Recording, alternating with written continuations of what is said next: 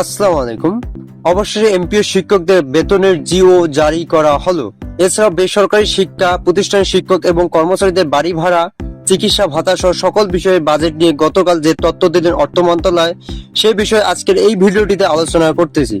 সরকারি কর্মকর্তা এবং কর্মচারী নেয় এমপিও শিক্ষক ও কর্মচারীদের বাড়ি ভাড়া, চিকিৎসা ভাতা এবং উৎসব ভাতা বৃদ্ধি করা হচ্ছে। 2025-26 অর্থ বছরে বাড়ি ভাড়া এমপিও শিক্ষকদের বৃদ্ধি করা হবে, তবে কত শতাংশ বাড়ি ভাড়া দেওয়া হচ্ছে এ বিষয়ে এখনো কোনো মন্তব্য প্রকাশ করেনি অর্থ মন্ত্রণালয়। কিন্তু বিভিন্ন মহল থেকে একটা তথ্য জানা যাচ্ছে যে এমপিও শিক্ষকদের জন্য বাড়ি ভাড়া 35 থেকে 40% হারে কার্যকর করার সিদ্ধান্ত আসবে। আগামী 1 সেপ্টেম্বর থেকে এমপিও শিক্ষকদের বাড়ি ভাড়া দেওয়ার সিদ্ধান্ত নেওয়া হয়েছে বলে জানা যাচ্ছে। দীর্ঘ প্রচেষ্টার পর অবশেষে বাড়ি ভাড়া বৃদ্ধি করা হলো। চিকিৎসা ভাতা ইতিমধ্যে 1000 টাকা থেকে আরো 1000 টাকা বৃদ্ধি করে 2000 টাকা বাড়ানোর বিষয় সামনে এসেছে।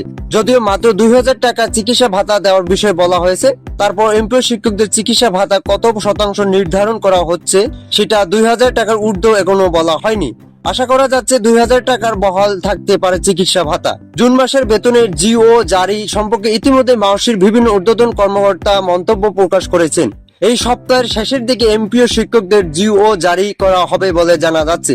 এই মাসের শেষের দিকে বেতন দেওয়া সম্পূর্ণ অধিক পরিমাণ।